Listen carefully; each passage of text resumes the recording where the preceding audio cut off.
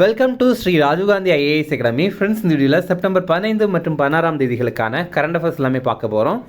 சரி, வாங்க பார்க்கலாம். ஃப்ரெண்ட்ஸ், இந்த வீடியோ நோட்ஸ் எல்லாமே கீழே பிடிஎஃபாக டிஸ்கிரிப்ஷன் கொடுத்துருக்கோம். அதெல்லாமே கிளிக் பண்ணி டவுன்லோட் பண்ணிச்சிங்க. அப்புறம் நம்ம டெலிகிராம் குரூப் லிங்க்மே கீழே டிஸ்கிரிப்ஷன் கொடுத்துருக்கோம்.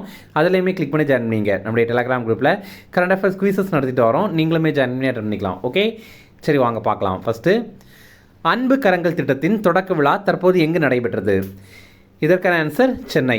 இப்போ பார்த்திங்க அப்படின்னா, நம்ம தமிழக அரசு அன்பு கரங்கள் திட்டம் அப்படிங்கிற திட்டத்தை தொடங்கியிருக்காங்க.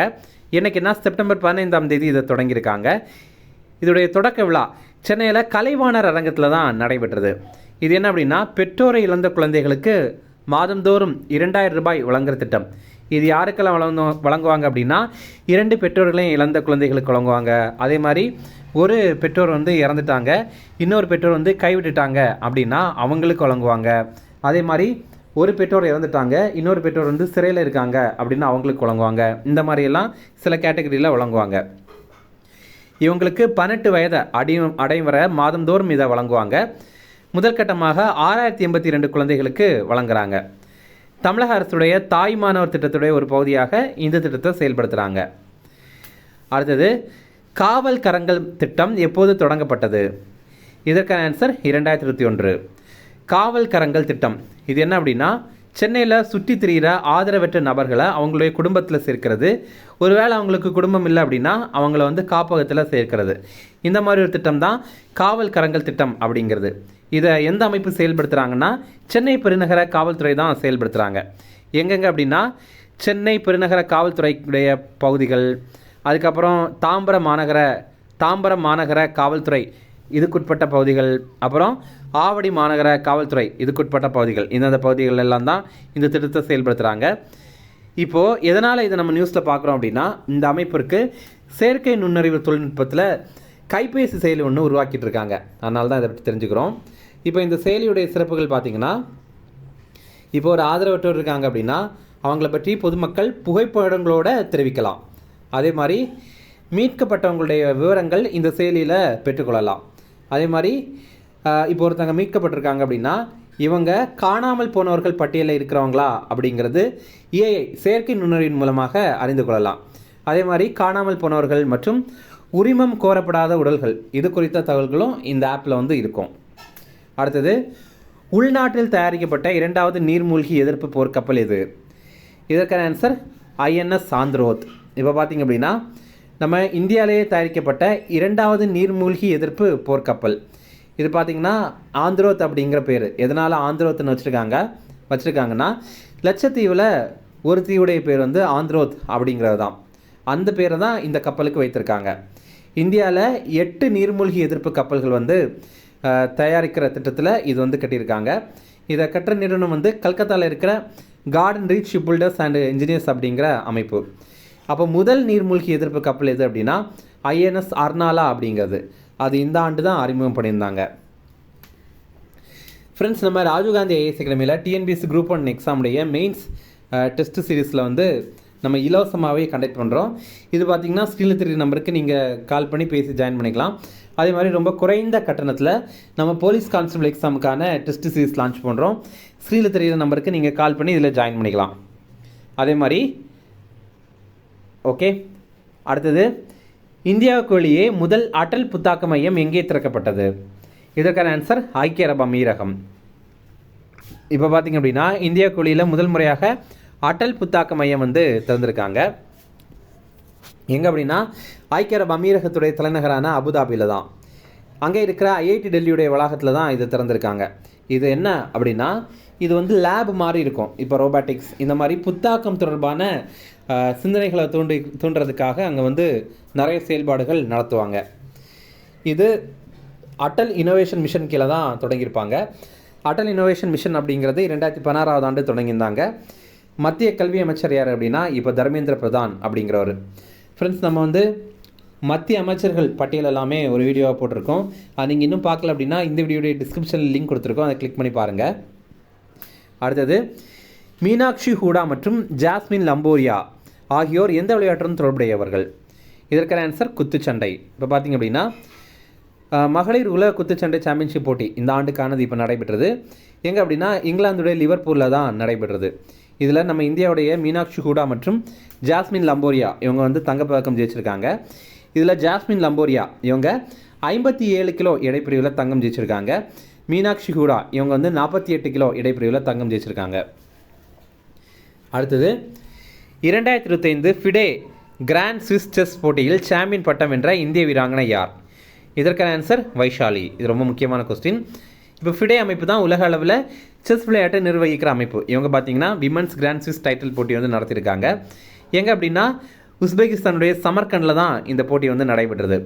இப்போ வந்து இந்த போட்டியில் ஸ்விஸ் அப்படின்னு இருக்கனால இது சுவிட்சர்லாண்டில் நடைபெற்றது அப்படின்னு நம்ம தப்பாக நினச்சிருவோம். அப்படி கிடையாது, இது உஸ்பெகிஸ்தானில் தான் நடைபெற்றது. இதில் இந்திய வீராங்கனையான வைஷாலி கலந்து கொண்டு சாம்பியன் பட்டம் வென்றிருக்காங்க. இதன் மூலமாக அவங்க கேண்டிடேட் செஸ் தொடருக்கு வந்து தகுதி பெறுறாங்க. இந்தியாவை சேர்ந்த ஹுனேரு ஹம்பி மற்றும் திவ்யா துஷ்முக் இவங்க ஏற்கனவே இந்த கேண்டிடேட் செஸ் போட்டி தொடருக்கு வந்து தகுதி பெற்றுட்டாங்க. அடுத்தது 2025 ஆசிய கோப்பை மகளிர் ஹாக்கி போட்டியில் சாம்பியன் பட்டம் வென்ற நாடு எது?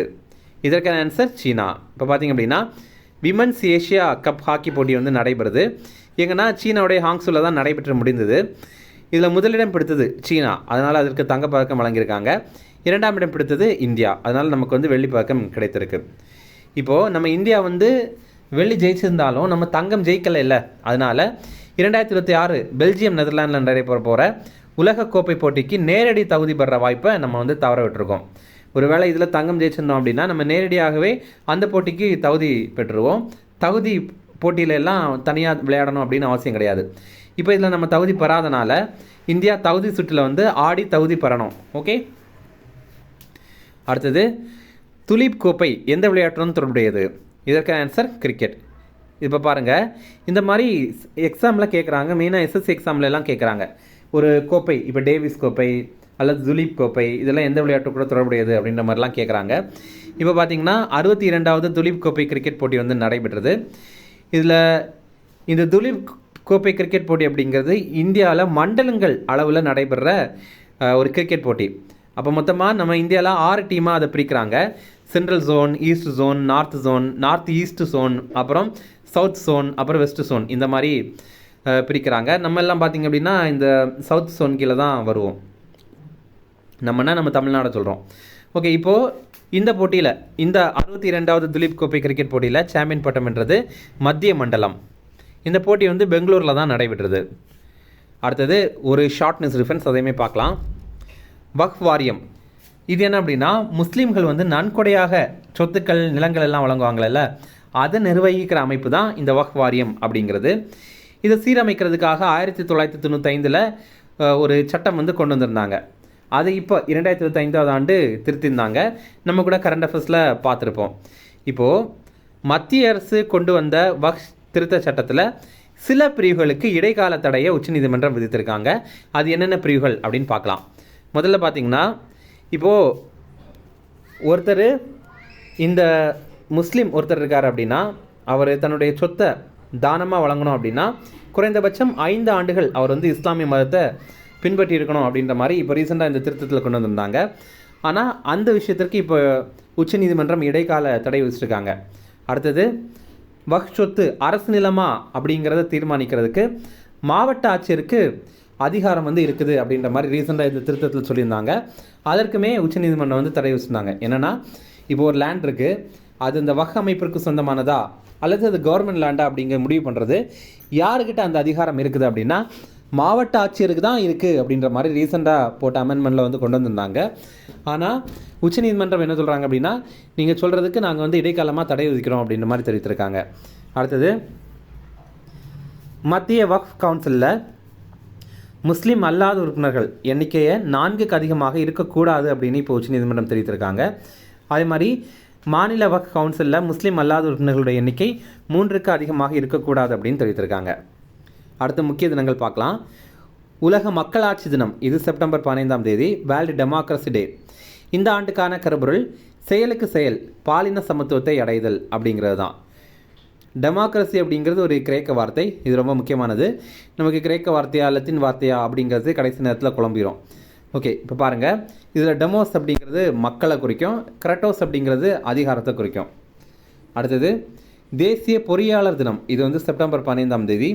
இந்த ஆண்டுக்கான கருப்பொருள் நிலையான எதிர்காலத்திற்கான பொறியியல் தீர்வுகள் அப்படிங்கிறது தான். இந்தியாவுடைய முதல் பொறியாளர் விஸ்வேஸ்வரையா அவருடைய பிறந்தநாள் தான் இந்த செப்டம்பர் 15ஆம் தேதி.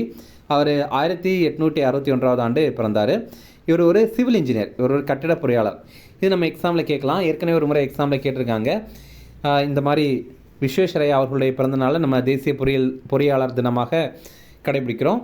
அவர் வந்து என்ன இன்ஜினியர் அப்படின்ற மாதிரி கேட்டிருக்காங்க. அவர் வந்து சிவில் இன்ஜினியர். இவருக்கு 1955 ஆண்டு பாரத ரத்னா விருது வந்து வழங்கியிருந்தாங்க. அடுத்தது உலக ஓசோன் தினம், இது செப்டம்பர் 16ஆம் தேதி. இப்போ ஓசோன் அப்படிங்கிறத O3 அப்படின்னு சொல்லுவாங்க.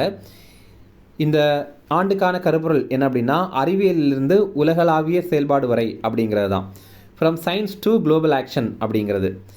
இப்போது இந்த ஓசோன் நம்மளை எப்படி பாதுகாக்குது அப்படின்னா, சூரியனுடைய புற ஊதா கதிர்கள், அதாவது யூவி ரே இருக்குல்ல, அல்ட்ரா வயலட் ரேஸ், அதிலேருந்து பூமியை பாதுகாக்குது. இப்போது முக்கியமாக நம்ம ஜியாகிரஃபி பாயிண்ட் ஆஃப் வியூலேருந்து பார்க்கும்போது ஓசோன் லேயர் வந்து எதுக்கு இடையில இருக்குது அப்படின்னு கேட்பாங்க. இது ட்ராப்போஸ்பியருக்கும் ஸ்ட்ராட்டோஸ்பியருக்கும் வந்து இடையில இருக்குது. ஓகே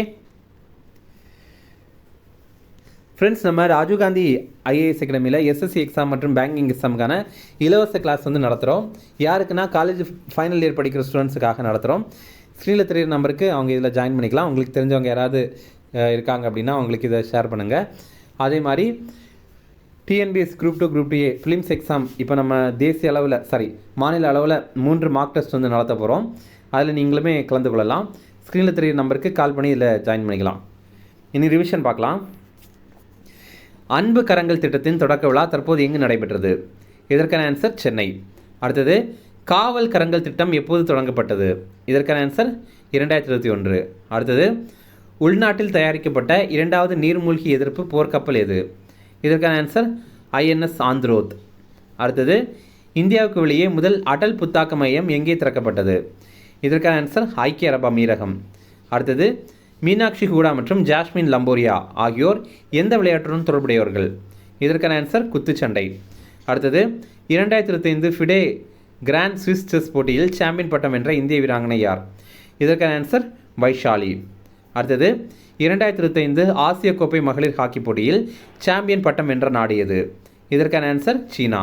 அடுத்தது துலீப் கோப்பை எந்த விளையாட்டுடன் தொடர்புடையது? இதற்கான ஆன்சர் கிரிக்கெட். அவ்வளோதான் ஃப்ரெண்ட்ஸ்.